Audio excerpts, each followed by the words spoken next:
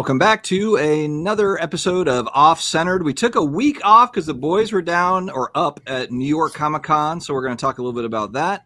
We're going to talk about how the hobby's completely falling apart. I've been watching Neo's videos here over the last week, and he's talked about the corporatization of the hobby, so we'll dive into that. And as usual, we will dive into the chat. Boys, how are we doing? I have exciting news. Oh, okay. Well, do you want to start with the news or you want to wait? No, I'm just going to lay it right out. This Okay. is the last Off Center for the next 6 months that I will not be able to watch a Cavs game. Oh, yeah, that's right. NBA basketball starting up. I'm gonna get a hand puppet for Neo, and I'll talk as Neo. What does on Tuesday? We were less than a week away.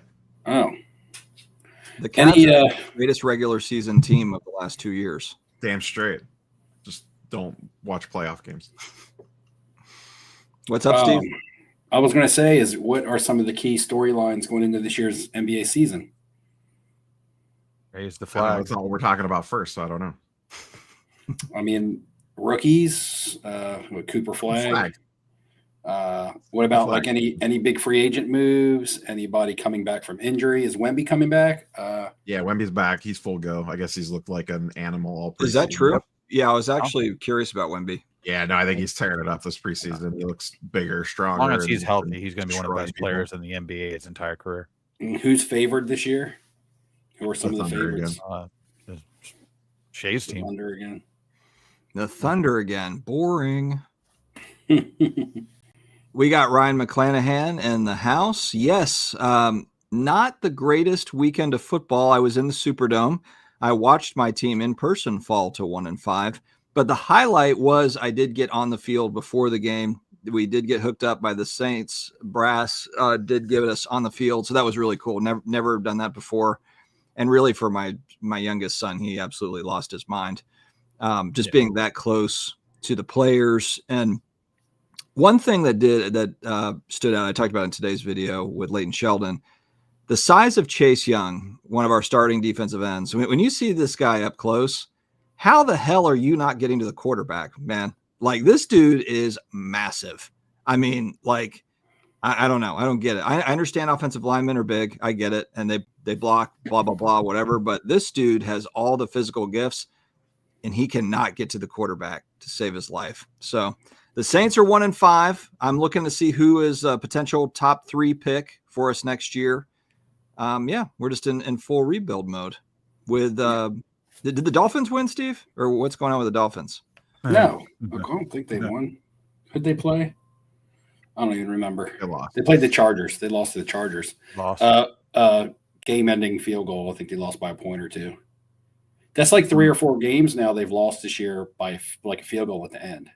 So they're playing competitive. They're just not winning. Yep. I was able to beat Dustin in fantasy football this past week. Son of a bitch. I swear. Robinson for like 40 points. Yeah, that was the plot twist. So literally I'm up by 30 or 25. I think I'm up by 30. And all Hamm's got left is fucking Bijan Robinson. And Bijan has the game of his life, of course. And that's really been kind of the story of my fantasy football team this year. Just can't seem to put him away. There's always just one guy left. Mine is I've lost my 2 best players in almost every league that I've been in. CeeDee Lamb and Bucky Irvin. You might hear some noises. We just had a parade go through town. The motorcycle gang, Hell's Angels. It was the city Halloween. It's the city Halloween parade, and it's been going on ever since I was a kid growing up in this area. And the parade just ended. I was actually there. It just ended like 30 minutes ago. So this is probably a lot of the vehicles that were in the parade starting to disperse, like some of the big trucks and cars. Full speed. Whoever, because the parade passes my house fairly early, and it still has to go all the way through the center of town. So as I'm sitting, the parade might still actually be going on for some of it. Mark Sipe in the house asking if Chantilly's worth a 7-hour drive. It's worth a 4-hour drive for me. 7 hours is pushing it, Mark. I don't know. Someone that drove about 7 hours to get to that show, I would say no. Okay. It depends on what else. Now, that being said, if you could loop it into other stuff, if you're like, I want to go do a DC thing one day, go to the show one day, then sure. But if you're just going for the show, I don't think so.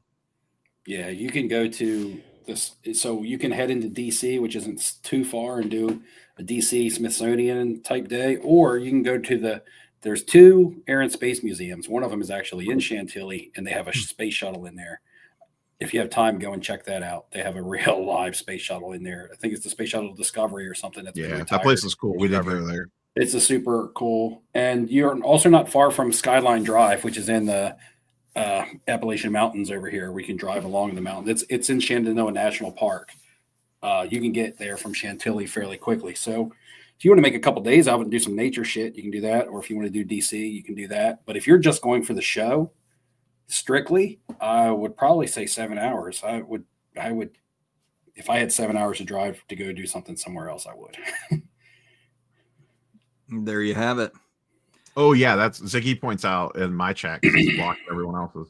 I don't know that all that stuff's open because of the government I shutdown. blocked on mine.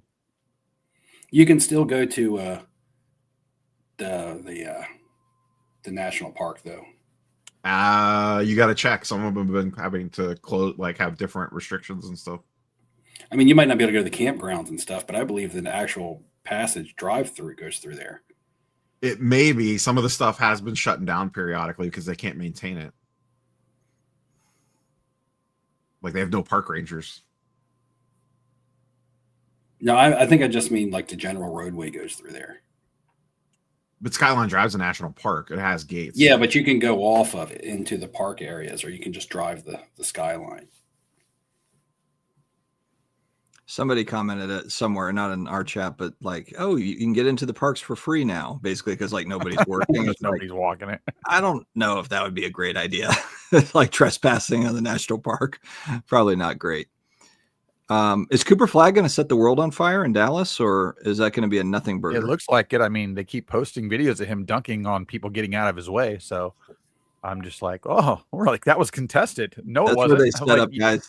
They set up guys like us, under the basket getting dunked on for the promo videos. Well, he did have a 21-point game, and then his other two games were like 3 points and 5 points. So he went to Dallas. No, now you want Dallas will never be successful. I don't think. I mean, when they won with Dirk, that was kind of a fluke, right? Then Luka wasted some years there. Mm-hmm. No, he's Yeah, past they his were. prime. Well, yeah, it's NBA season. It's time for Steve to start the Luka. Yeah, I'm waiting for some Luka hot takes from you guys. That's right. Well, isn't Luka like 200 pounds now, or isn't he like? Didn't he pull his Zion? He's the best fit of his best shape of his life. He's the off-season Zion this year, where he's in the best shape of his life. He just did Hot Ones, also the chicken wing thing. They're always in the best shape of their life every year. That was interesting. He was drinking that milk pretty quick. Ham's talking smack. Tanking for Arch isn't looking so good. Honestly, Brad, this is playing out exactly the way I want it to. Arch is not to play better, though. No, actually, I want him to fall to us. So I don't want him to be the number one overall pick where we've got to trade up 17 picks to get him and all that. I want him to be like number 8 or something because they're supposedly like 3 quarterbacks better. Yeah, I don't see that being a problem right now. Number 8 in like the 3rd round. Exactly. He'll be a first rounder because his last name with the last name Manning, he'll be a first round pick. He will go in the first round. That's not what happened. Come out this year. That's not what happened with Sanders. I think it'll be next year. Exactly, I agree. Yeah, you might be able to get him in the 4th round. I don't. Yeah, that's not the same. You guys won't. As soon as y'all see him, you'll probably take him. But speaking of Shedeur, I mean, we've got our man on the ground there in Cleveland. What's going on, Neo? Is Shedeur the next guy, or are they just like going to cut him, or what's I don't understand. He's the backup right now. He'll be playing pretty soon. All right. Well, Gabriel's not playing poorly. He's not playing good either. Well, I don't think the team's very good. Looping back on what you started with, Dustin, and how the Chantilly thing kind of fell into that was that last time I was in Chantilly, or it might have been the first time I was in Chantilly, I saw Chase Young there signing autographs, and he was huge. He was still playing for Washington. Chase Young? So he was still playing for Washington, so he was like local. He was hometown guy then.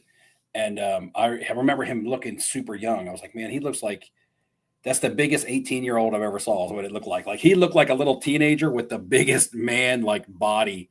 Yeah, Alex.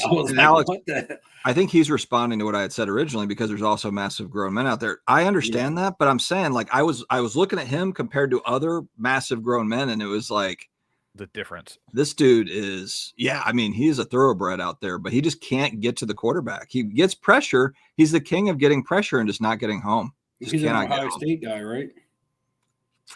Where did Didn't Chase he, Young come out of? He's Ohio State. Is he Ohio State? Mm-hmm. Yeah, The Ohio State.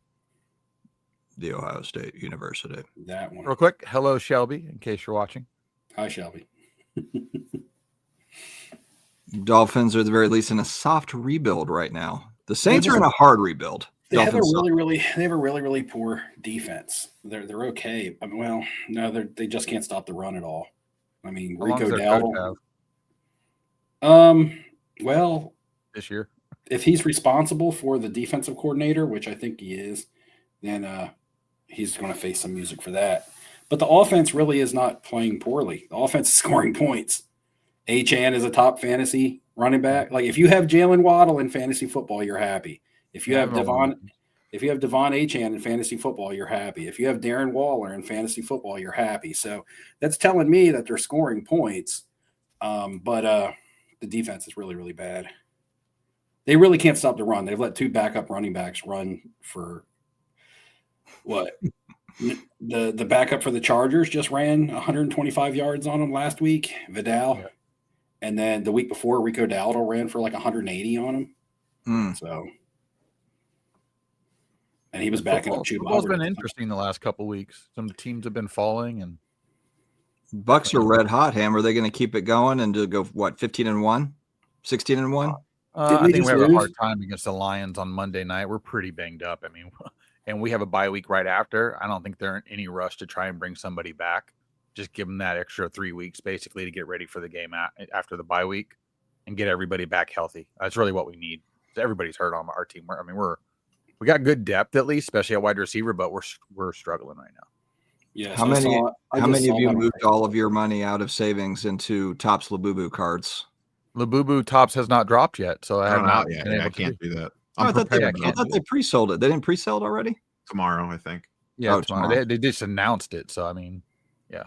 Oh, that's going to be hot. I mean, it's not something I would hold on to long term, but it's definitely extremely flippable. You can have Topps Chrome rubber duck cards, and they're hot. Everything's hot. I don't even think actual Labubu was that hot anymore, though. It's starting to cool off. Yeah, I think it's kind of running. Yeah. Well, they're getting ready to come out with some type of like serial numbered ones too, out in their little mystery boxes. So that'll drive everybody nuts. We went through this with Beanie Babies once. Correct. That's all this is Beanie Babies. If they had serial numbered Beanie Babies, it probably would still be going. That was the miss. At least 1% of them. Just 1%. That was the miss. Instead, now we all have the Princess Diana bear or whatever, like the limited edition one. There's like that, and there's like the purple crab or something. It's funny. I just saw this as I was scrolling Facebook and come online, and a Topps ad scrolled by in the algorithm, and it was for the Labubu trading cards. And I would have thought that this was a joke also if I didn't just actually see it before, literally 2 minutes before live stream. I tell you what, though, give Topps some credit for hitting on. I mean, between SpongeBob has been a good sell for them. Labubu, the Topps Disney Wonder did anybody get Disney Wonder cards? That's probably going to be hot. I mean, like their pop culture, their non-sports stuff has been pretty. Well, I mean, like I understand SpongeBob, but if they come out with SpongeBob Series 2, like then that kind of kills the whole autographs of Series 1. Because then you're gonna have the guys starting signing more and more stuff. Same thing with Disney. Tom Hanks and all these other guys are signing, and they keep dropping product every 6 months or more of the same stuff. It gets dull. It no longer makes it special, and it just starts to kill its long-term value. It's disappointing that a lot of this stuff, and Topps is doing it now. We knew that it was the way Fanatics was getting, but a lot of it's sticker autos. Like, I don't know. Just to me, it loses its luster. I know maybe I'm just too old school, and people are starting to really, and maybe sticker autos are starting to become more popular or more acceptable. I'm not really sure. I'm a little bit out of the loop, guys. But to me, I don't know if I'll ever be able to adjust to them when I can always get something else hard signed. Maybe not a card, but maybe I can get something else hard signed, right? We haven't talked about Comic-Con yet, but Just like they put out a boys set, and my wife and I just started watching season 4 of The Boys because we like to watch that show. And Upper Deck put out a set, and they put sticker autos in that set. Honestly, I would rather go to a Comic-Con and get a Funko Pop signed, hard signed, or something like that, or something cool, or a comic book. The Boys is a comic book, hard signed. I'd prefer that over a pack pulled sticker auto right now. That's interesting. You think there'll be more people that go that route? I typically won't buy anything that has a sticker auto. I mean, I have one sticker auto in my entire collection. I mean, just the 4 of us on this panel right now. Do we? I mean, of course, we prefer hard signed. But if there was an auto of somebody that we really, really liked or really, really wanted, and our only option to get it on a sports card was on a sticker, would you prefer it on something else? I'm not sure. I don't know how you guys would feel about it. There's something about also the earlier stickers in like the early 2000s where they were put inside of the card and it had more of the hollow foil background. It just looked different. We don't really have this issue with sports cards because there's always a zillion autos for athletes. Yeah, it's usually non-sports stuff. I mean, all the images for Topps basketball so far have been shown as an on-card auto. So I'm really curious. Well, Topps flagship usually is on-card autos. A lot of stuff could be on-card, but a lot of the stuff that I'm really talking about is this niche stuff. It's not hard to find. Yeah. Name a baseball player, Shohei Ohtani. It's not hard to find him. It's not hard to find a card with him that's been on card signed because he has so many autographs out there. There's going to be stickers and there's going to be on card. On card is always going to draw a premium, but the other ones are going to be still sellable because there's going to be people who can't afford the on card. So there's always going to be that market for it. But when I'm talking about something that's super niche and supposed to be made to felt really special, like a Woody Tom Hanks autograph right now, I would prefer it on a different character. I'm not a big Toy Story person, but for that card to be like the card that you're selling your product on, and then it'd be a sticker auto, to me, it's just a letdown. I was really hyped about that Topps Chrome set. I saw the price of the boxes, and I saw boxes at Comic-Con as early as last week, Thursday, selling for $550 a box. They could have been cheaper. They could have been more. I don't know. The ones that I saw, a guy had for sale for $550 a box of Topps Chrome Disney. I would love. I sometimes would not mind to drop that kind of money if I know I can pull that Tom Hanks card or the Billy Crystal. I think is a really cool one. But I'm not willing to spend my money on it for sticker autos. But again, that's me. So, for instance, in what I talk about, if it was Rittenhouse for $550 a box, you'd take a shot at it. If it was on card Rittenhouse stuff, yeah. For like I have this in my room. I'm a huge Kurt Russell and a huge Val Kilmer fan. You guys know I like Val Kilmer a lot, and I have an on card auto of him from the Topps Allen and Ginter set. The only Kurt Russell auto out there on card is from a Donruss Americana. Our autograph card is a Donruss Americana, but it's a sticker. I would prefer to have something like this, My Friend Doc Holliday by Wyatt Earp, signed by Kurt Russell, than a sticker on card. Yeah, or sticker. I agree. You know what I mean? Yeah. If that's my options. And that's just where I sit right now. Do I still like cards? Yes. Especially if you get to meet them. If you're meeting them at a con and then you have an experience. Yeah, and this is my one sticker auto. Yeah. Well, that's your option. If there's no choice. It's this or nothing. I just don't know why that sticker doesn't bother me as much as the new stickers. I really don't. I think they designed the card around it better. Like there was at least a little bit. That might be part of it too. It's like they're trying to hide the sticker today, and it's like they're trying to trick. Exactly. Yeah, the older stuff, like you said, Hamm, they kind of just owned it.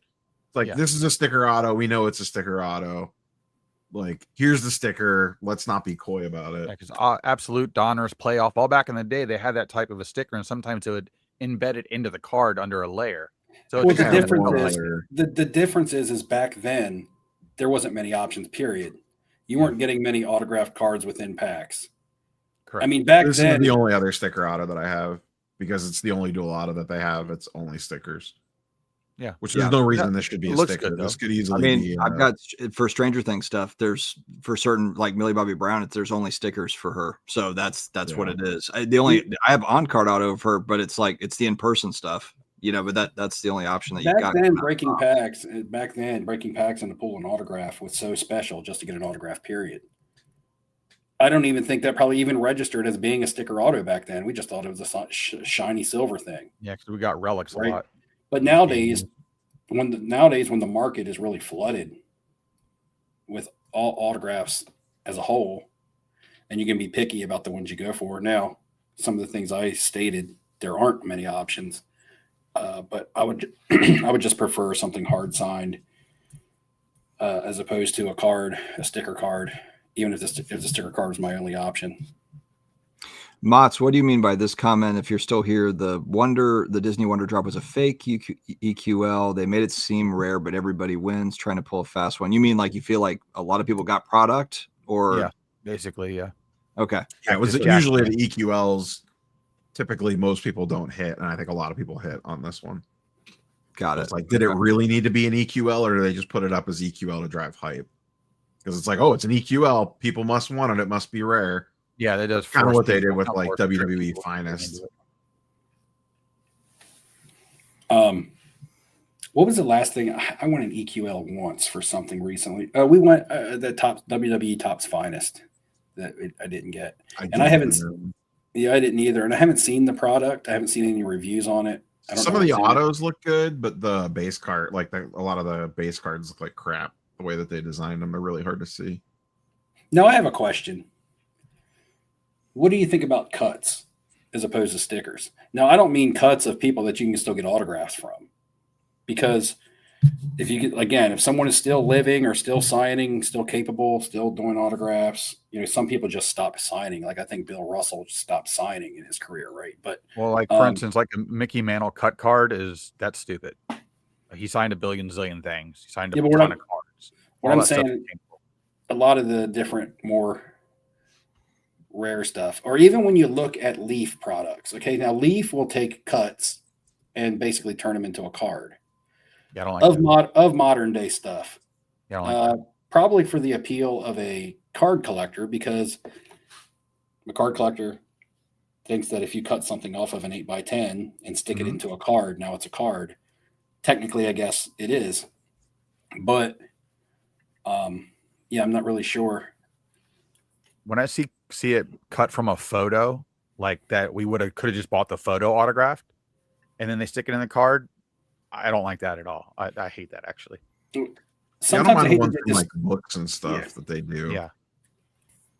Sometimes I don't like that they would destroy the original piece, but then you could also say that about game use jerseys, right?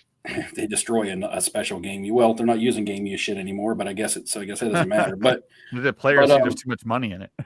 Well, for instance, I got a Mr. Rogers autograph at the National, and it was one of those Leaf cards. It was something that he had signed. That was like a card or something. You can see where he had started to write part of a letter on it. You can actually see some of the ending of the letter, and it was cut off of that and placed into a card by Leaf to be a card. Now, it's tough to find anything signed by him, but it also goes to nowadays when they make like Babe Ruth autograph cards, they got to put a cut in it to make that, right?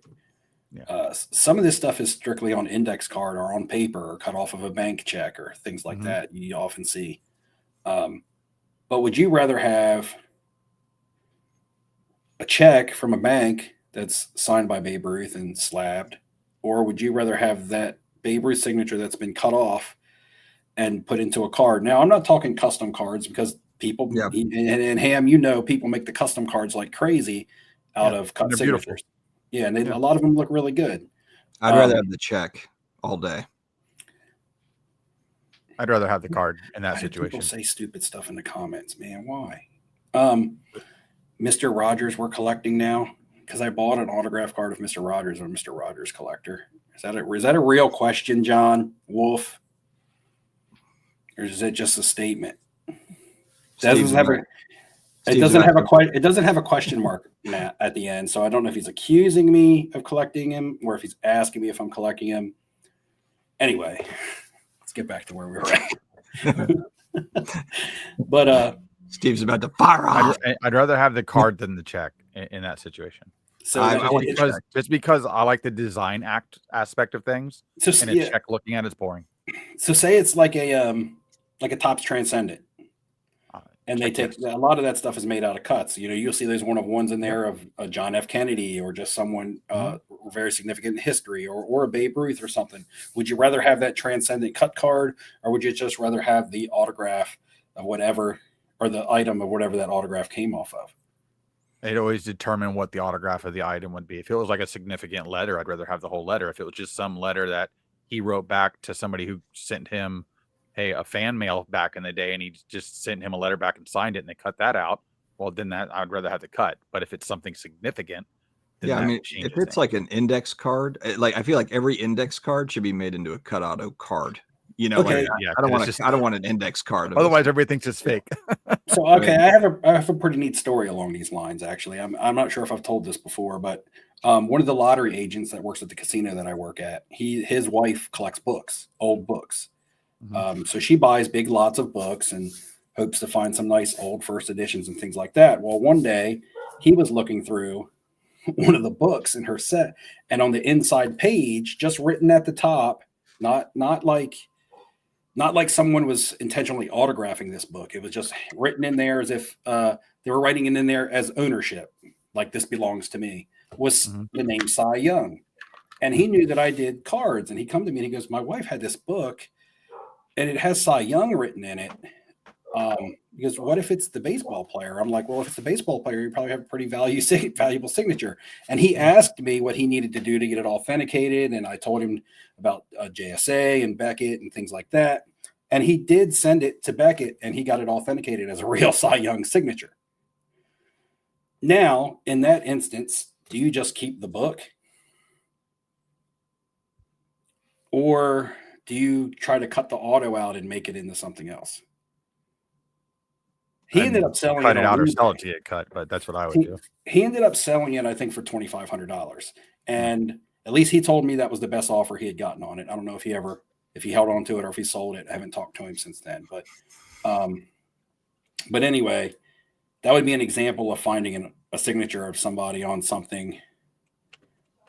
And I don't even know when I go to the thrift store on specific books, like if I see like a autobiography on somebody, a lot of times those people would buy them and get them signed. So if they don't have, nobody ever opens it up, you wouldn't know that it was signed. So like if I see like a book about Mickey Mantle or like a Tom Hanks or a presidential person or whatever, always open the first couple pages up and just take a look at it, because you never know. Now, I had the Lou Alcindor autograph. Yep. And that was signed on the back of a business card. So it was about the size of what you would use on a sports card. I also saw some Lou Alcindor autographs that were on like Sports Illustrated from when he was at UCLA, I believe. Wherever he played. They were college, because it wasn't long after college that he became Kareem Abdul-Jabbar. So he stopped signing as Lou Alcindor. Was that maybe 72, 71? But anyway, that little index card that that little business card that I had was actually more valuable than, or more expensive than what I've seen like signed magazines and stuff go for. Now, at the end of the day, I ended up finding out that business card had some significance to it, and I probably undersold that item. But I wondered why the person who bought it off me was offering so strong. Once they bought it off me, I found out actually from the buyer what that business card actually went to. And it was actually a business card from a TV studio where Lou Alcindor had did an interview, like a talk show. And he was on there as the talk show.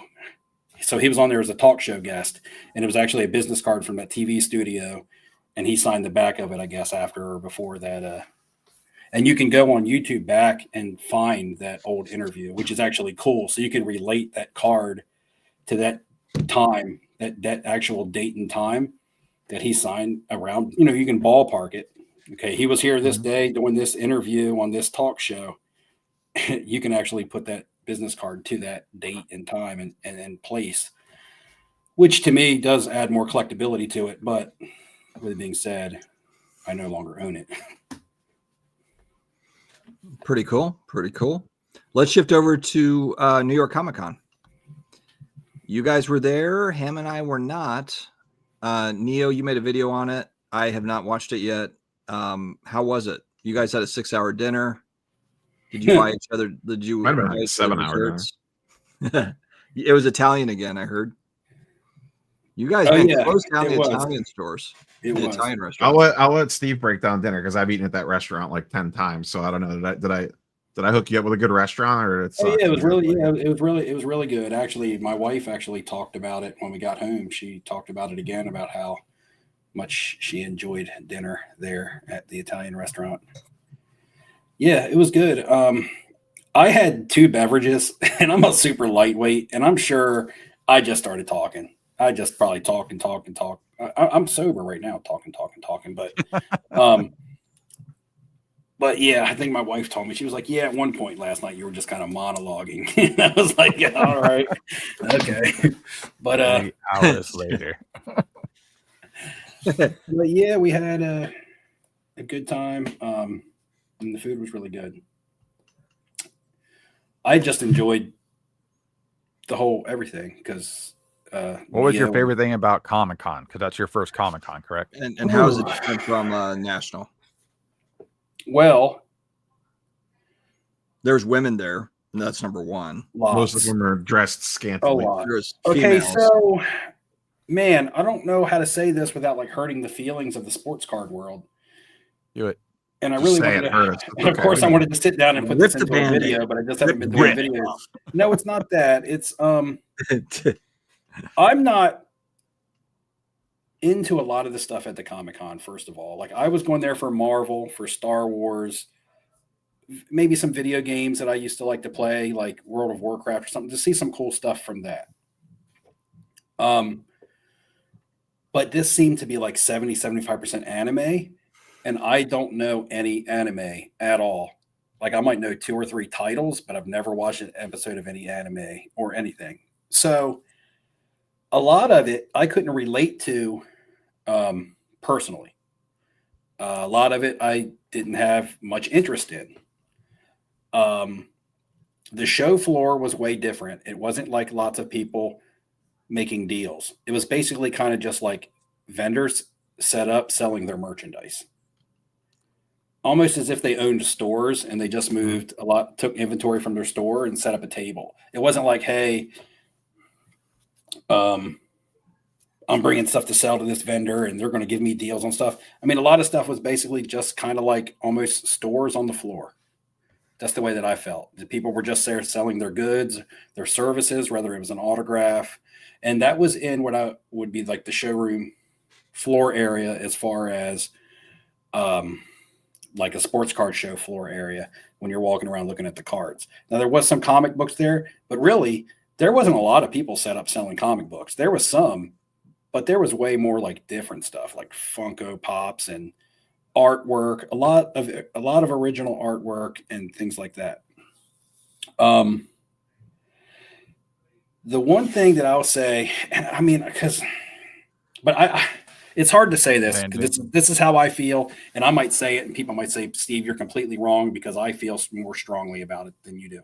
But I feel like the people at the Comic-Con felt more special to the people that were there for the Comic-Con than the National feels special to the people that go to the National. And I don't know if that makes sense. I understand. Well, you go to I can sum it up for you perfectly because I've said this in videos before. Comic-Con people are there for the love of the game. The National people are there to make 15%. I was going to say that, but there are people that do go, without alienating the people that do go to the National. And I'm painting a broad brush there. That's a macro broad picture. I felt like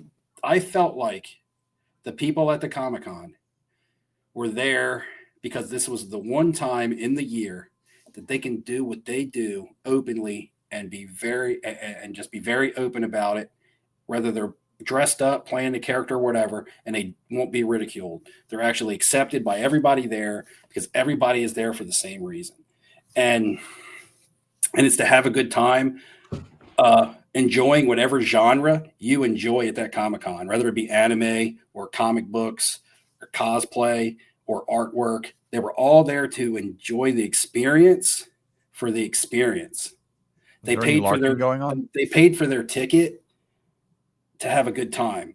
And I don't think enough people go to the National to do that. And I'm not saying that there are, because I know there's going to be people in the comments that say, hey, I go to the National every year. It's like a guy's trip. I enjoy myself. That's what we do. We do too.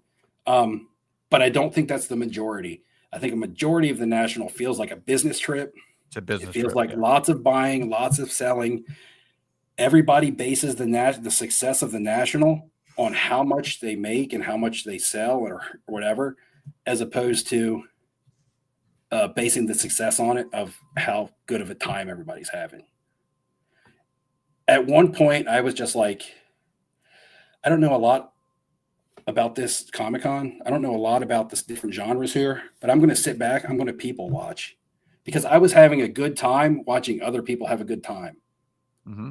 Like I was sitting back and I was like, man, look at these people in their element, just having a good time. I was like, man, this kind of actually feels kind of good.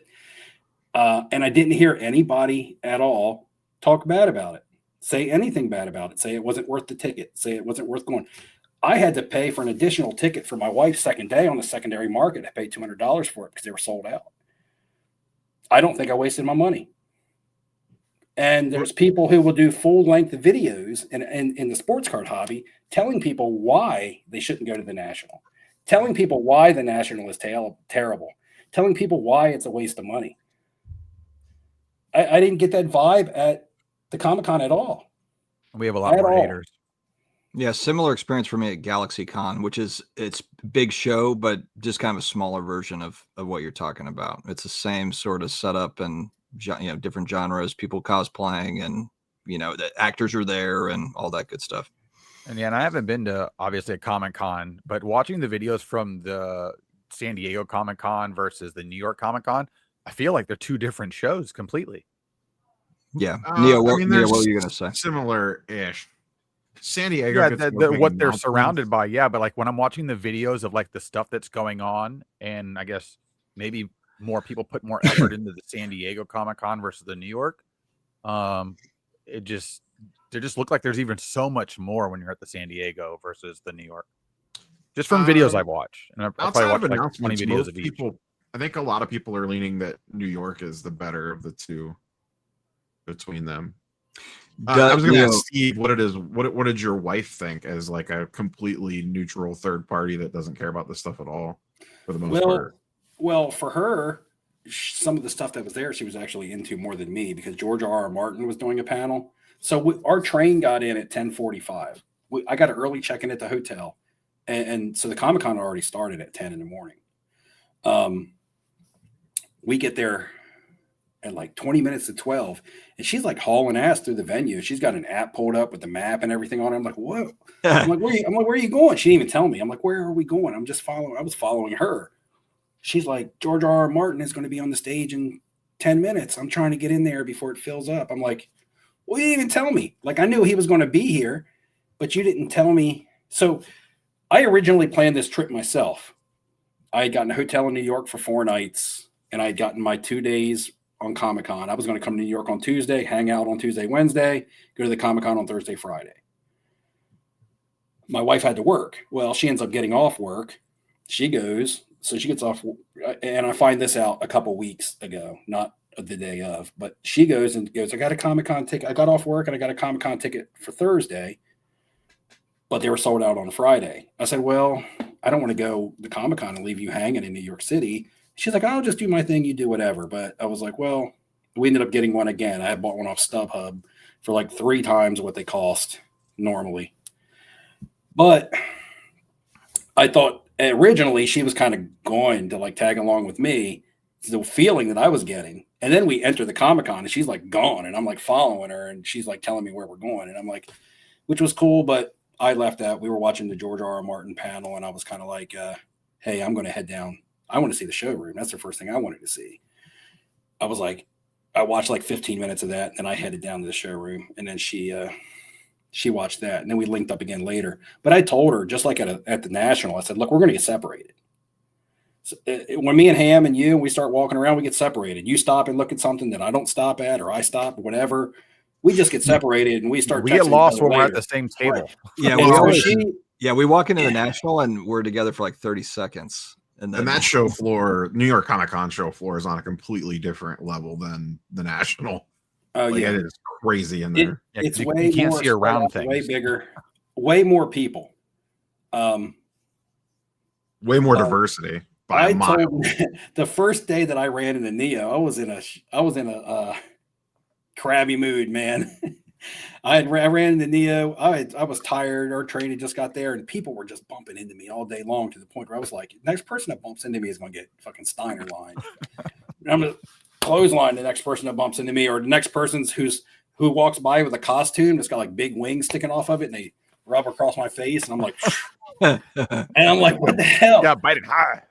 I'm like, if you bump into me, say, hey, I'm sorry or something. You know how I knew it was time to go on the second day? I left around 3 p.m., man. About 20 minutes to 3, I get to an area in the Comic-Con floor that's just gridlocked. We're like this. I'm just like this. And we are gridlocked. We're packed up shoulder to shoulder on the showroom floor, and nobody's moving. And I'm like, what's going on, man? Is there like a train crossing up here? Like, why is nobody moving? Was everybody just standing here like this?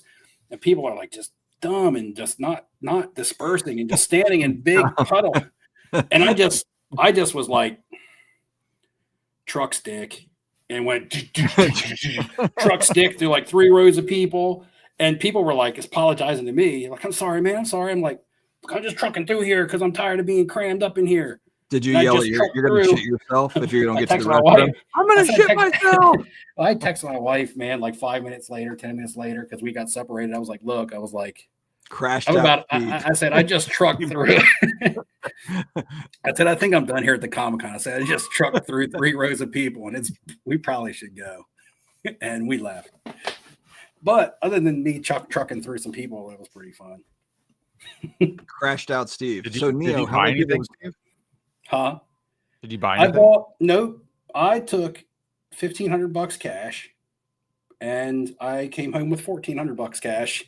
I spent $100 on a set of dice for my daughter because she likes to play Dungeons and Dragons. So I got her a really, really nice set of amethyst dice made out of actual crystal and her favorite color. Because there was a lot of that type of stuff there too. Like I said, there was a lot of cool stuff there. Even if you weren't into some of the stuff, like a lot of it was nice, cool stuff to look at. Like, I don't play Dungeons and Dragons, but I'm looking at these dice sets and I'm like, I need a reason to buy one of these. And I was like, my daughter, my daughter likes Dungeons and Dragons. I said this would be a nice gift for her because she does. She goes and plays once a week with a group of friends or whatever. So, did you meet any actors, or what? Did you do any of that stuff, signings or any of that? So we were talking about The Boys at dinner, and I was like, man, Carl Urban's here. Right. And so Carl Urban plays Billy Butcher on The Boys. You might know him from some movies too, but he's played in a lot of stuff. He was on Star Trek some. He was in Chronicles of Riddick. Thor. Lord of the Rings. Lord of the Rings. Yeah. So I'm like, that Thursday I saw a cool Funko Pop of Carl Urban as Billy Butcher. And I'm like, man, I'm going to go back to that comic. I'm going to go back to that stand tomorrow. I'm going to buy that. I'm going to go to the Carl Urban signing and have him sign it. So I go to the website to buy tickets for Carl Urban autograph, and he's sold out. So I was like, oh shit. So that, of course, you probably had to buy him way in advance, but I thought most of the big signers will sell out like in the first 30 minutes that their stuff goes up.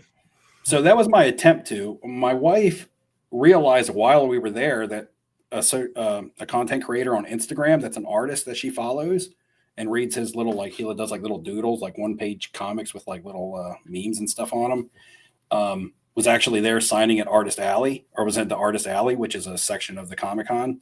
And one day when we separated, she was like, I'm going down to the Artist Alley. I'm going to see if I can find so-and-so and get a book from him and have him sign it. And that's what she did. So she got an autograph of that person, but I don't remember their name. And I went and buy a lot of the signers and stuff like that. But again, there was not anybody there there was people there that were famous, and I liked some of their work, but nobody there that I was like, man, that's my person. You know what I mean? Mm-hmm. My wife did a photo op with Martin Sheen and got a couple autographs from Martin Sheen because she loves The West Wing. And she did one with for her friend, actually, not for her. Sigourney Weaver was there, and she did a signing with Sigourney Weaver. And I did a bunch as well. Did you go down the artist alley at all, or did just your wife go down there? I didn't make it. No, I didn't get down there. That's like a whole nother show. It's like a whole separate show. Well, the one day we got in, we started on the far end of the showroom and worked our way all the way to the middle to the CGC booth. Now it started to separate into corporate at that point. Another thing is I did stop at CGC grading to grade the Tim Burton autograph that I got from the Nightmare Before Christmas set. I want that slabbed and authenticated, which it's authenticated from the pack, but I want it authenticated from there. And I took my Stephen King, which was graded by SGC, and dropped it off to have them snap it and put it into a CGC case. Because again, that's PC for me, and I love the CGC slab. I love the clarity of it. I like the feel of it, the size of it. The only thing it doesn't have is secondary market value, but these are my PC items, so I want them in the slab that looks best. Plus the SGC grade on SGC doesn't authenticate the autos. So my Stephen King that was graded by SGC 9.5 with a 10 auto, the auto is a 10, but it's not authenticated. Again, it's pack pulled from Upper Deck, but it's still cool to have the authentication on it from another authenticator. Mistake. This was going to go into the video. Lesson learned was going to CGC at a Comic-Con. Not smart. Is different because that's like the PSA of Comic-Con. And the line is I had to sign up for a queue and get a text message to come back later to submit my cards because so many people were submitting comics and they didn't have them separated out. Now, when the website is separate, and when I went to submit them after, so you enter them all in the laptop. They put you in a laptop, let you enter your cards in Hamm. You did it at the National. Yep. And then you go and you actually give them to the people working the booth. And mind you, this booth is like 5 times bigger than the one at the National. Like it's a whole big carousel, like circular booth that goes all the way around with counter space for you to go up and submit. The one at the National is just like a little walk up with like one window. No, this one's huge. But so they gave me this is also what's cool about Comic-Con. They have a lot of exclusive things that are exclusive to the show. So if you're a collector and you can get in on the exclusive stuff, that's the only place you can get it. Whether it's a comic book print or a cover variant or a Funko Pop that you can only that was only made for that. So from the collectible standpoint, that's pretty neat. Now I submitted those cards and they looked at me and they were like, cards, wow. So they were like, what are these? It was surprised that someone had submitted cards to them. Now I don't know if it was a surprise because I was at a Comic-Con submitting cards, but the guy also said, wow, you're crossing a SGC to a CGC case. So to them, he felt like that was like a good thing. He was like, wow, you tell him SGC is going out of business? Yeah. No, I didn't. But he was like, man, you're going to cross a SGC to a CGC. So to me, that tells me that they are viewing SGC, who's a competitor, but when they see somebody cross, they were saying I must have good faith in their company if I'm basically crossing an SGC to them is the way that they came across. One of the bad things though is I'm submitting my cards and I got to pick my submission level, right? Bulk, standard, whatever, rushed, whatever their different titles were. And I asked the guy there, I'm like, what is the turnaround times on these submission levels? Well, you get the cards back when we get done grading them. Well, yeah, I understand that. Got him. So I said, yeah, but I see submission levels and they're all different prices. I said, so if I select this one or this one or this one, what time frame should I be looking at to get my cards back? And he's like, well, it's really just based on when we get them back to the place and when they get through our system and they get graded and slabbed. And I'm like, I understand that. I understand that they got a process they got to go through to get graded. I said, but what I'm asking you is why would I pay you $45 as opposed to $17 for these two service levels? Is this 6 months? Is this, 2 weeks? Like, what is it here? Well, I just think that when we get done grading them, you'll get them back, and you should just select this. Because you should select the service in the middle. So you don't pay the least and you don't pay the most. I'm like, that's not an acceptable answer. So he calls it. Ask yourself, Steve, do you want to give us 45 or do you want to donate 17 to our company? Yeah. Like if I'm going to get the same service for $17, I'm going to go with $17. So he calls another guy over. He's like, hey, so I got a question. Oh no. So they never figured that out. So I would just kind of like, whatever. So then he sees that I have an SGC slab and he's like, oh, you might have to crack that one out before you can submit it to us. I'm like, you guys won't crack it out and cross it for me? I mean, you have a crossover service limit listed right here. He's like, yeah, but we don't take all cases. You might have to crack that one out. Like 4 companies. I'm like, I'm here. I was like, I didn't bring my tool bag with me. He's like, that's okay. We got a guy over here with tools that can crack them out. They got a bottle opener. Wait a minute. A bottle opener on you? Yeah, this is a true story. I'm not making this up either.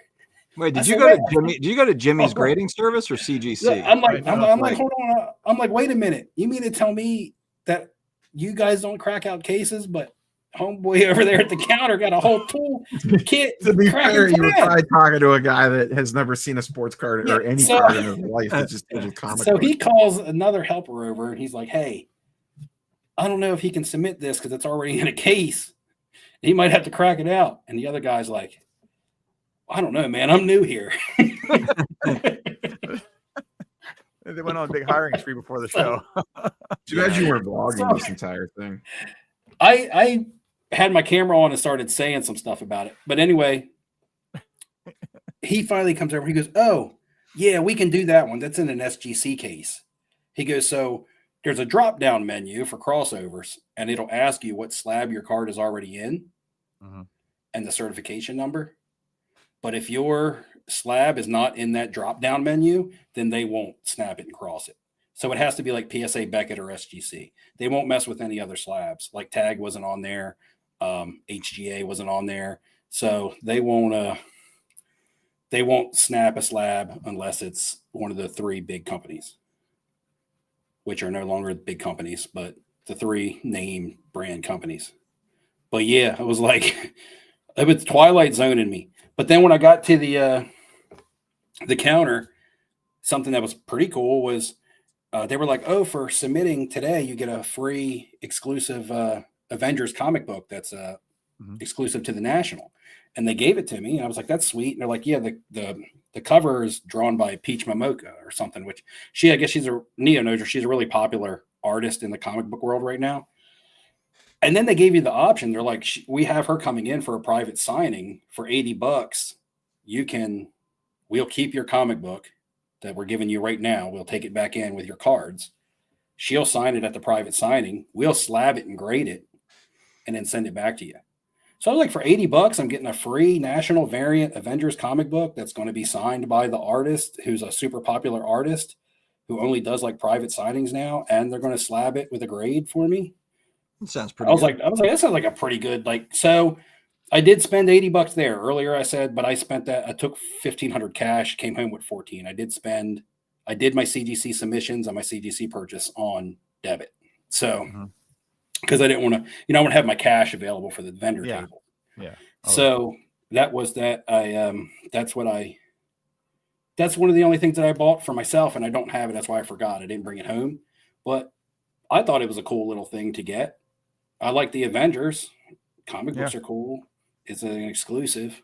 Neo, did you get exclusive stuff too, or did you focus on just what you were doing? No, I just pretty much focused on what I was doing. None of the exclusive stuff was really like grabbing my attention this year. I caught the there. You were trying to get a bunch of autos. I caught like the first half of your vlog, but I don't know the show that you were talking about. What is that show where you got like 8 actors? It's a cartoon on Amazon. Okay. What's the name of it again? Critical Role. Critical Role. Yeah. Okay. It's was a Twitch show and then ended up turning into a cartoon. Mm. They did a live performance at Radio City Music Hall that we went to on Tuesday that was sold out. So we did that on Tuesday. Then we went to the Stranger Things on Wednesday, and then we're at the show Thursday, Friday, Saturday. Yeah. So I don't know if we talked about this before we came on, but you remember how I said, like, I don't know if I want to go to New York Comic Con just in case they do some sort of like promo stuff for Stranger Things in November. And they did announce that a couple of days ago where they're going to go to New York City as one of their spots. LA, they're going to like Italy. They're going to a variety of different spots. But are they just doing like a show or something, or what are they doing? I have no idea, but they haven't announced like exactly what it is, but there's going to be some sort of big event that's in New York. So, and it's in November, but they got to announce it pretty quick. I mean, the first episode launches the Wednesday before Thanksgiving. So we're talking about like 45 days or 40 days from now. So I assume there's going to be details on that. But if it's somewhat affordable, if it's not something like crazy, then I'm going to fly up with my daughter in November for that one. Steve, would you go again next year? My wife and I were discussed this today because she was like, Comic-Con was really cool and really fun. She goes, but I don't know if I feel like I need to go back, is what she said. And I instantly was like, you know what? I would go back, but I'd have a different approach. If I went back, it's going to sound stupid. But if I went back, man, I want to dress up as? I want to wear a costume. Yeah. The Thanos. I was Thanos for Halloween last year. And, okay. I was Thanos for Halloween last year, and I painted my whole head and everything purple, because it was easy to do. I was bald, but yeah, if I go, I'd want to at least dress up. I don't think I could paint myself as Thanos and walk through New York City to the Comic-Con. I just don't know if I still have that type of thing in me, but but I felt like watching everybody else in costume, and not everybody was like in character. Some people were just, dressed. Some people were in character. Like they really thought they were the person and they were talking like them and everything else. But it was fun. I mean, it was fun. Like them. Yeah, I saw one guy dressed up as Red Guardian. And he was with a girl that was dressed as a Black Widow, the second Black Widow, the younger version. Not Yelena Belova. Yeah, you know what I'm talking about.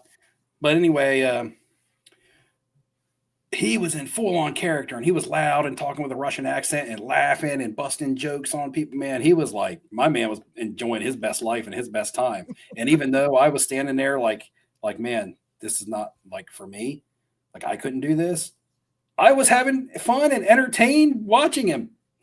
Like I was like, he's doing his thing and he doesn't give a shit about what anybody else thinks. And that's what was great about it. That's what was great about it, because in the hobby space right now, everybody cares so much about what everybody else is doing and what everybody else is thinking in sports card right now. So much that we should dress up as athletes. So much that's all they do their content on. Let's break the mold next year and go as athletes. Let's cosplay as athletes next year at the National. For one day. That's just wearing a jersey. Yeah. I'm Mickey Mantle. See? I'm Mickey Mantle. A lot of the problem on deciding whether or not you want to go to Comic-Con is the way that they do it is ingenious to rope you in. The tickets go on sale before you know if anyone who's actually going to be there. Yeah, I saw that because I said to her, the tickets go on sale in the spring. Mm-hmm. And they sell out. A 4-day pass sells out in like an hour.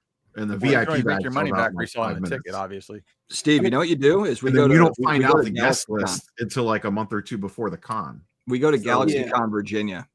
We should meet at GalaxyCon Virginia. That's like it's just a mini version. It's not as expensive, but it's a similar type deal. Same setup.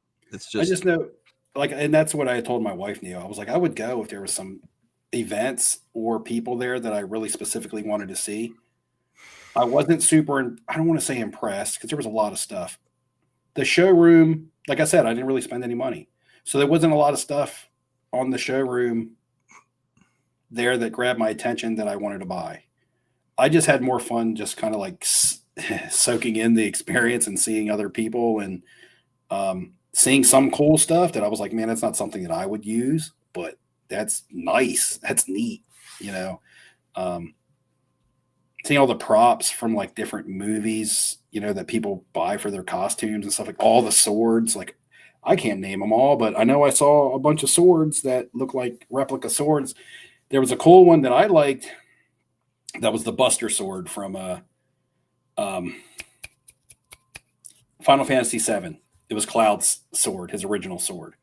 And I was like, that's super cool because I spent a lot of time, a lot of hours playing Final Fantasy VII on PlayStation back in the day. And I was like, Fantasy man, getting ready to come back out again? I don't know, but I'm talking about getting ready to drop a new one, video game.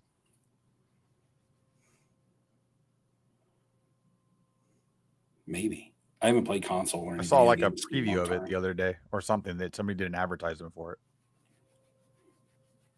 Hamm, that mic is like a couple weeks old, right? A couple live streams old? Somebody's asking. No. Yeah, probably, I don't know, 2 months. Weapons. Here's the thing. I've started planning my next vacation, my next like lengthy vacation. And so the end of April, early May of 2026, we're going to go to Japan. So it's like, I don't know anything about anime or anything. I guess I'll learn some stuff about anime when I go to Japan in the spring. But we want to go next year, but we're not sure if we're going to be able to or not. Are you going to Japan too, Hamm? We wanted to next year with my daughter to take That's her. what are you really? We're going next year too. I didn't know that you guys were going. You're going to Japan also? Next year, yeah. We don't. Neo, you're going to Japan now too. You know that. Let's all go to Japan. We'll have the whole plane to ourselves. Go do a sumo match. I want you in the ring, bitch. Yeah, Japan would be. I just want to eat street food nonstop. Have you guys been before or no? I haven't. I haven't. But right now, I've planned 3 or I can't remember if it's 3 or 4 days in Osaka and at least 10 days in Tokyo. Because we're going to go to Universal, so we go to Super Nintendo World in Osaka, and then Naru National Park, which is where all the deer are at. They'll walk up to you and shit. Well, deer will walk up to you around here too. One of these deer walk. You're saying you do that here. But and then while we're in Tokyo, we're going to, of course, spend lots of time in Tokyo, but we're going to day trip to like Mount Fuji. We're going to day trip to Nikko, which is another small town outside of Tokyo. Basically, just take the train, but we're just going to home base in Tokyo. And we're going to go to Disney World and Disney Sea that's in Tokyo, the 2 Disney parks. So, right. Cool. Well, you have it way more planned out than us. I've mapped it out on a calendar, but I just haven't locked anything in yet. I actually repriced plane tickets today, so I can get a direct flight from Newark, New Jersey. You doing the nice lay down seats? They're $4,900 a piece. I know. I don't think my family is not going for $5,000 a seat. I'll tell you that. No, we're just going to do. I'm not going to do basic economy. I'm going to do because if I fly United, how long of a flight is that? 14 hours nonstop.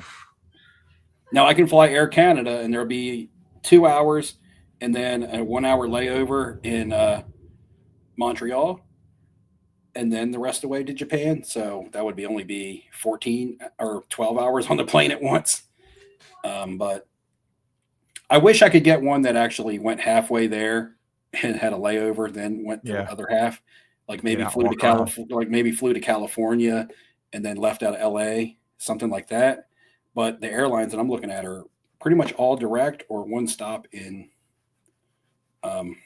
Canada. I mean, I'd like direct because you don't get off the plane. 14 hours. Long. I don't know if I could do 14 hours on a plane. I did. Yeah, I know. I did 9 to Peru. I'm gonna have to drink a bottle of NyQuil. So, I feel like we would stop off connect in Seattle or something. I thought there would be. I know some flights connect in LAX, but nothing that leaves around here unless they're. I don't know. I've looked, unless they're not bookable yet. I'm not really sure. How much is the plane ticket that you're looking at getting? Mine? Yeah. Like $1,250 for one. $5,000 for the lay down seat is wild. Yeah, I know. I priced them today. I got my little book here. I was pricing airline tickets today because I knew we would probably fly economy there's basic economy and then there's regular economy.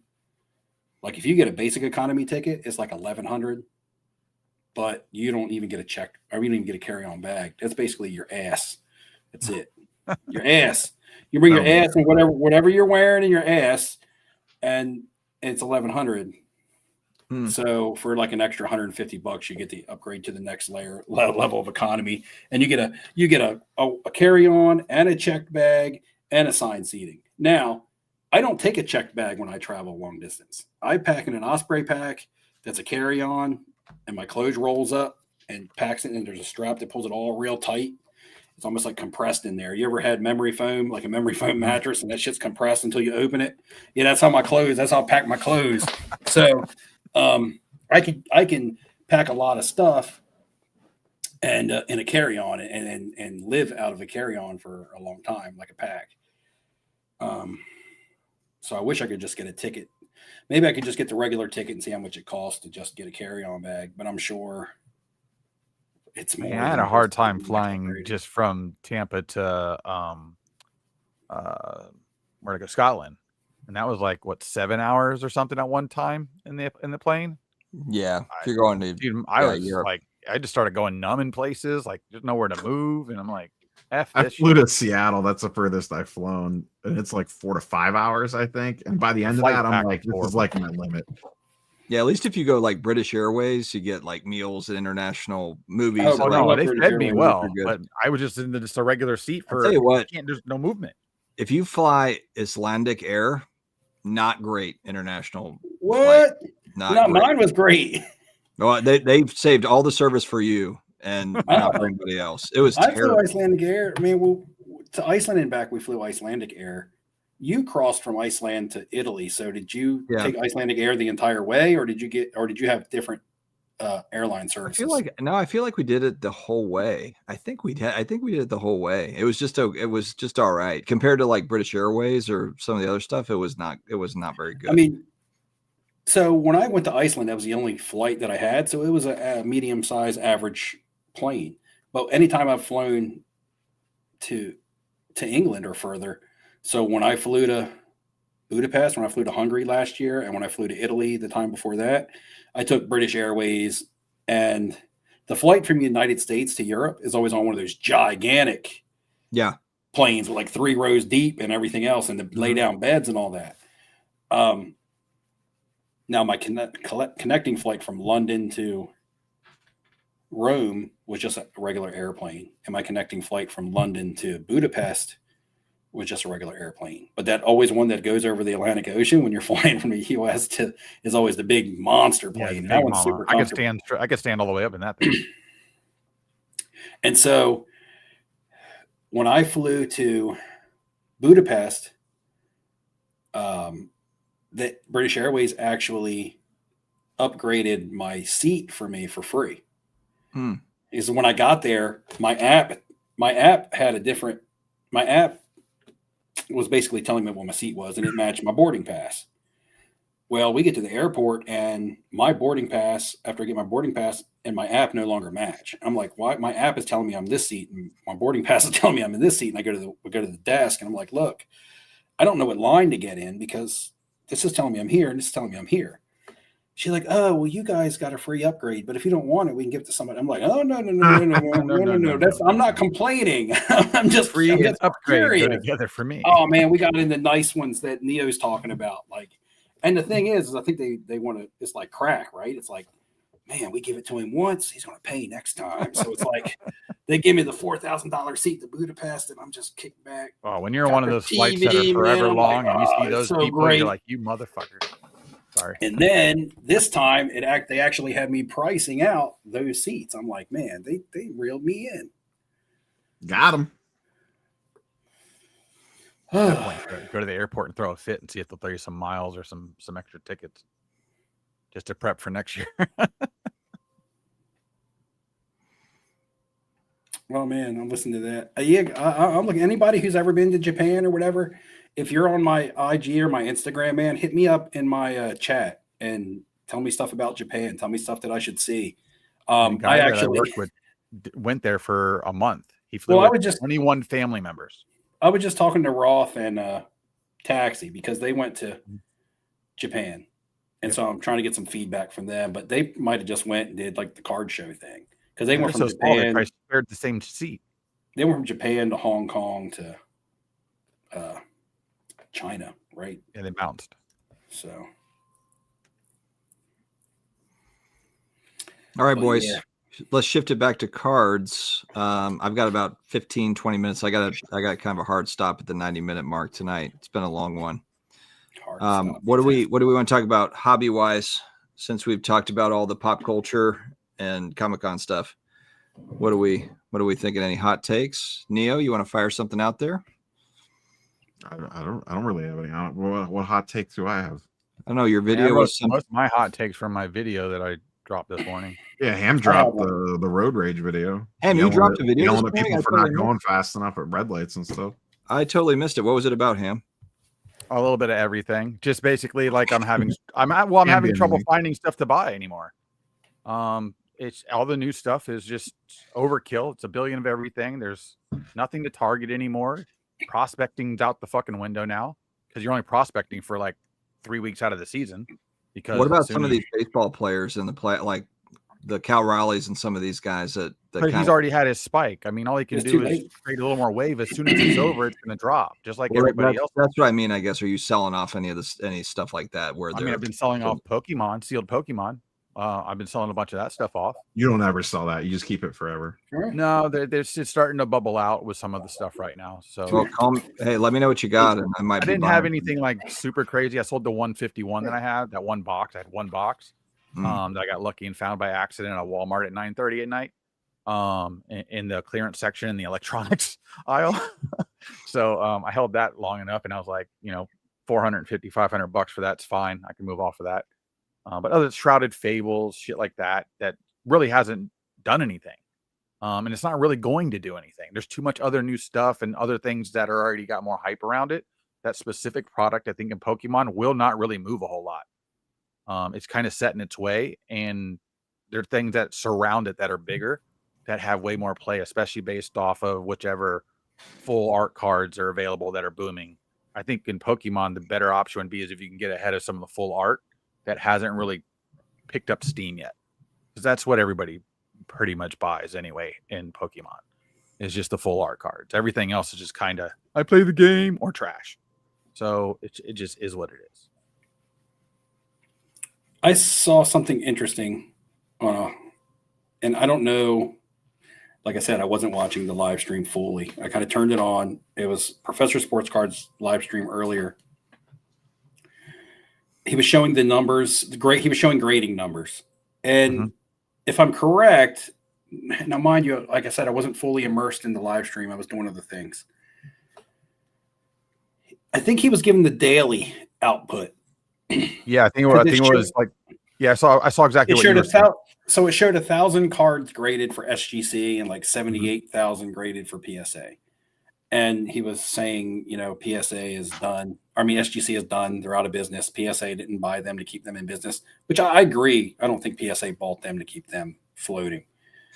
Wait, hold on. Dustin has to cry for a couple of minutes and tell you why you're wrong.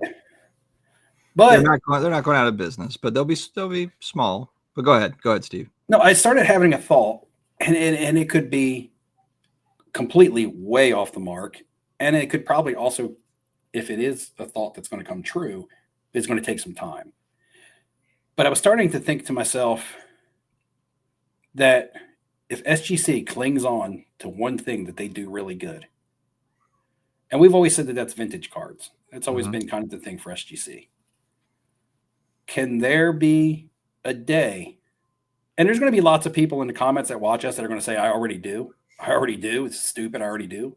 But where a majority of people trust that certain card, I'll just say vintage for sake of conversation, where they trust vintage grades more to a company like SGC, because companies like PSA are constantly hiring, and their grading seems to be getting worse and getting worse and getting worse. And it's not killing the value. People don't care. They see that label. That's what they like. They like the grade. They like the 10. Yeah, but the new kids on the block aren't grading vintage. You have to work there for years before Yeah, you and grade SGC that. and PSA already pulled SGC graders into PSA. That may be true, but that's not what people see on the surface. So you can say that, well, the new modern shit is going to their fresh hires, and the really good high-end vintage stuff is going to their experienced graders. You can tell me that all day long, but if you can't show me that, I don't give a shit. Now, if SGC only has a very small, tight core nucleus of people that remain there to work for the company because they don't need a giant staff because they're not grading a lot of cards. However, the one type of card that they become really trusted at and do well at, and people look at them and say, those guys have been doing this for a long time. That's where I trust to send this. I think sometimes when you start to expand and you start to get big, you can almost start to hurt. You definitely hurt your quality because you're more worried about the quantity. So I relate this. There's a really good restaurant here where I live. It's a little small Mexican restaurant. It used to just walk in, used to be like 3 tables and a little bar. It was the best. Okay. People found out about it. It was so good. It was so good. And they were like, man, you had to start getting reservations. You couldn't get in there. And I'm like, wow, this used to be my little place that nobody knew about, a little hole in the wall. Next thing you know, they were buying the place next to it and knocked the wall down to build a dining room. Okay, we can seat 50 more people now. Okay, that's great. Still good. Another summer passes. You can't get in there. So what they do, they buy the store next to them. They knock that wall down. Add another 100 seats. Now, they've built a whole nother restaurant out on the highway in the main area of the beach that's huge. And their food isn't as good as it used to be. Because there wasn't as much care going in. There's not as much care going into it now. Now they need to hire people that can just work there. You know, it's not. Your problem is going to be is they're going to take those top graders that have been doing it. They might leave one there. Who? And then the rest of them they're pulling into PSA. That their goal is to kill SGC. That's their goal. Their goal, the boutique brand. It's going to be the zero brand. Is what So it's. I've already seen more complaints recently about SGC grading like consistently. Like this hobby's about money right now, not what I like in this SGC grading inconsistently. Yeah, like they're not grading the same as they used to be. Because I see all the complaints about PSA as well. I mean, there's complaints about all the companies, different complaints, same complaints. Everybody complains about them all. I don't know. It could just be that people are soured on SGC, and all of a sudden the complaints come. You know, when it's riding high, and you know everybody's enjoying the Pete running it or whatever, then it could be that it's great. I don't know. I feel like that could also just be the news affecting too. Can anybody I can't, so I'm just asking for this for information. Can anybody name a key grader that's been at SGC like maybe since the startup?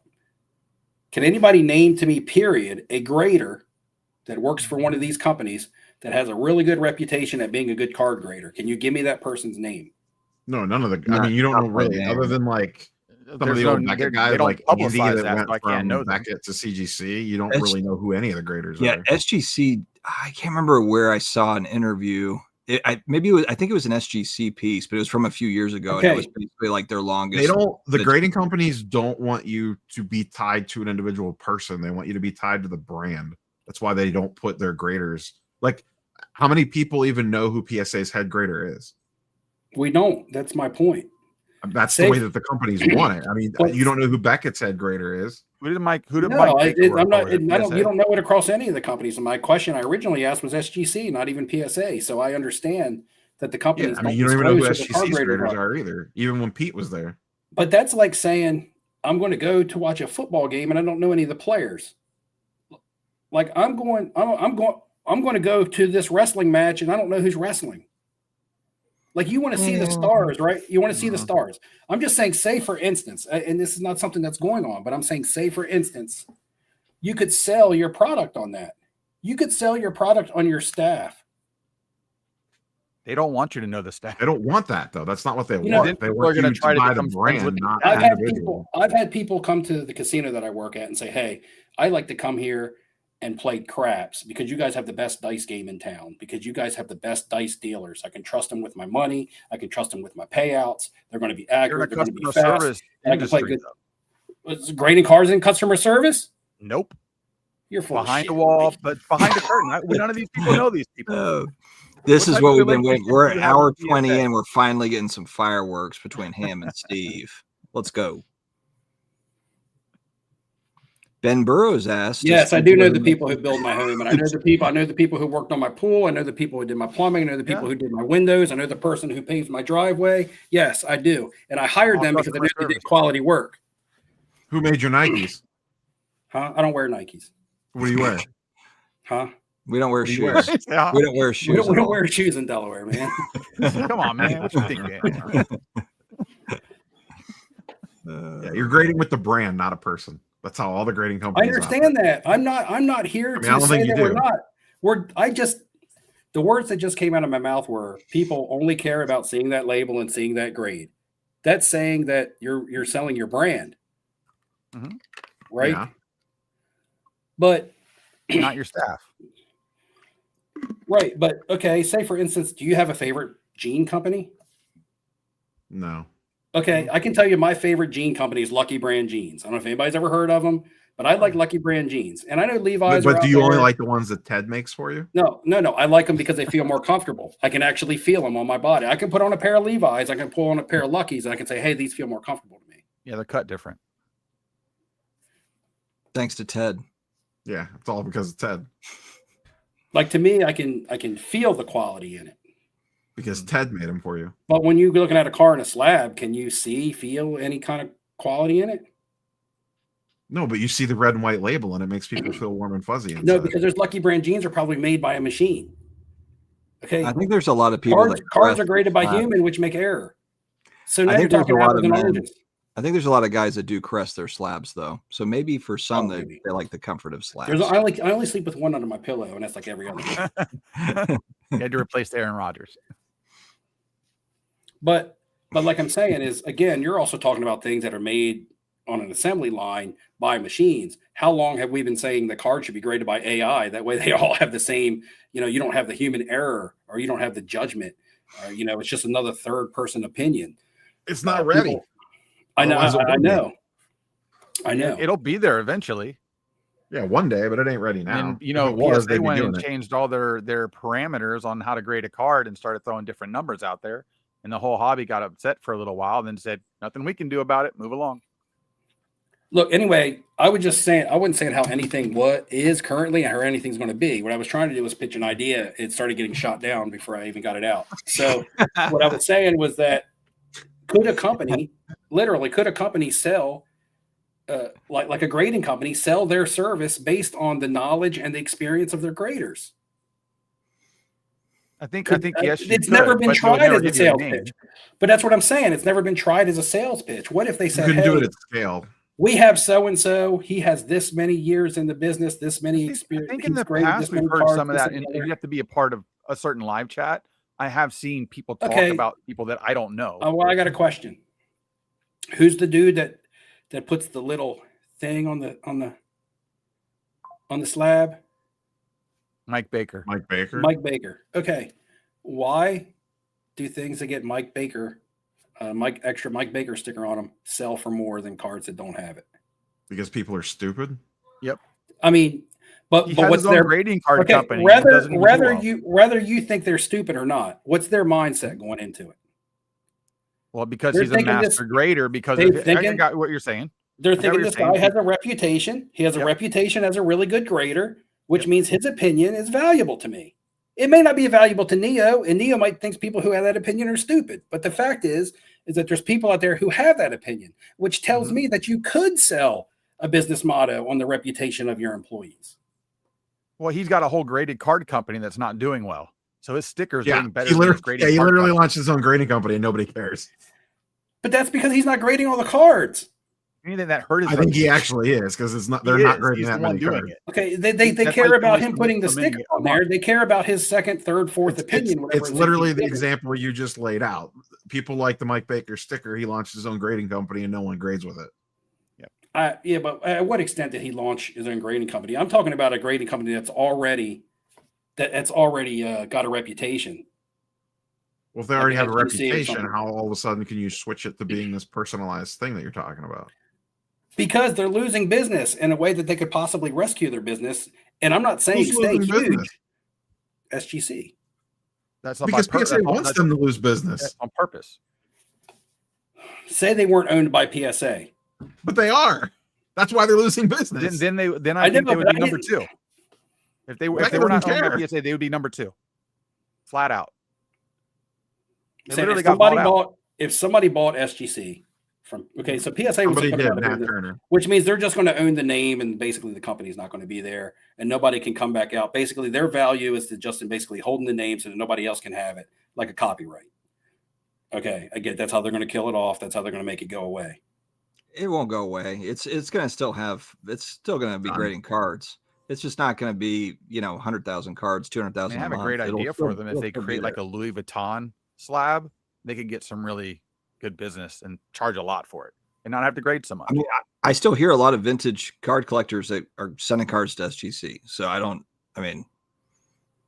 I know a bunch of the baseball guys from the groups that I watch on here. A lot of them are starting to get really pooped on that idea. If a lot of people are still sending their vintage stuff to SGC, then it basically plays off of what I just said. It's because they still trust the reputation of SGC with their the graders that are there for now. So what will happen to those graders? What will happen to those people? They already took all the good ones. I'm just saying they'll just be thrown into There's a lot of vintage card collectors that won't send cards to PSA. That's the whole thing. So they'll just pull these SGC vintage graders that have been doing it for 15, 20 plus years. They'll throw them on the assembly line at PSA, and they'll be grading modern day base prisms tomorrow. Okay, I get it. They grade their vintage. You guys summed it all up for me, man. You got it. No, they bring their vintage. That's all they do. I think the vintage guys are going to continue to grade vintage. Whether that's why they bought them. They bought them for the graders.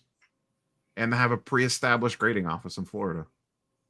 Okay, let's spin this onto a successful company like PSA.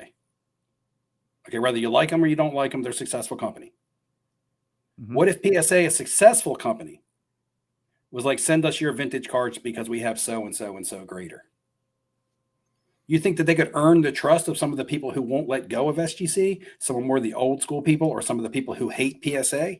No, because they're grading 1.5 million cards per month. How can you guarantee those cards are going to go to that particular grader?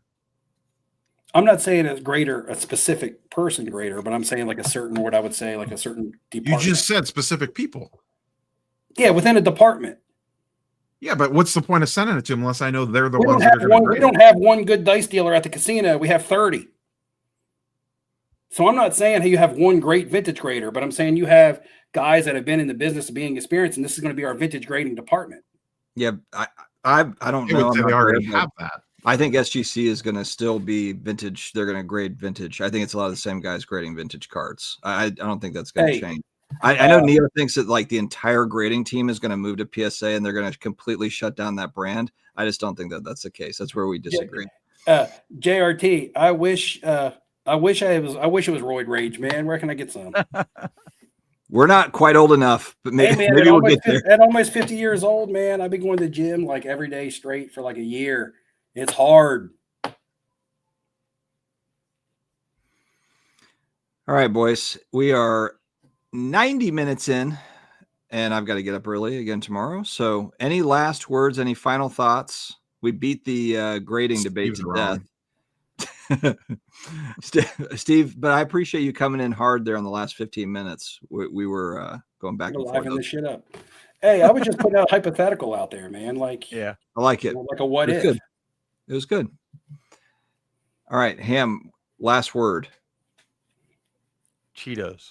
Buy Labubu's. That's what Hamm's saying. Tomorrow, EQL Labubu. You win it, sell it ASAP. Is that with the Topps Chromes? Oh, God. Get ready. Get lined up right now. Go sit in front what do we think the superfractor is going to sell for? The main base superfractor. Is it over 10,000, more or less? Who's the main way more. Who's the main Way more? Way more, and it'll be an international buyer that buys it. There'll be some dumb sales prices on that product. I wonder how they'll run breaks of it. I can't wait to see the breakers try to sell breaks of it. They're going to butcher these names. It's going to be the greatest thing since sliced bread. You know that. Well, and the art cards are probably go for. I got a question, Neo. They're drawn by the original guy. Was there V Friends at Comic-Con? Yeah, they had their booth was there.